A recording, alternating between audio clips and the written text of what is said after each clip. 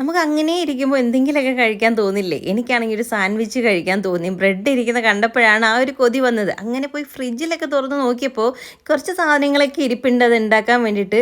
അപ്പോൾ ഒന്നും നോക്കിയില്ല, അങ്ങ് കൈയോടെ ഉണ്ടാക്കാമെന്ന് വിചാരിച്ചു.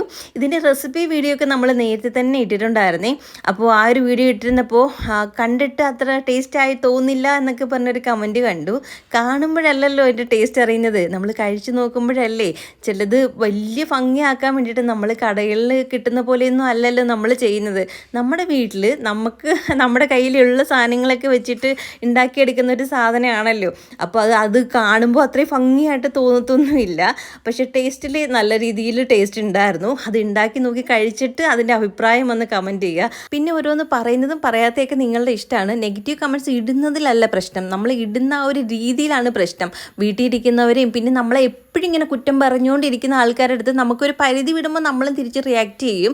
അപ്പോൾ പിന്നെ വീട്ടിലുള്ളവരെയും പിന്നെ എൻ്റെ ജനിക്കാതിരിക്കുന്ന എൻ്റെ കുഞ്ഞിനെ എൻ്റെ ഇപ്പോഴത്തെ സിറ്റുവേഷനൊക്കെ വെച്ചിട്ട് ഒരു കമൻറ്റ് ഇട്ടിരുന്നു. അതുമാത്രമല്ല, ഞങ്ങൾക്കുണ്ടായ കാര്യങ്ങളൊക്കെ വെച്ചിട്ടാണ് പുള്ളിക്കാരൻ പറഞ്ഞത്.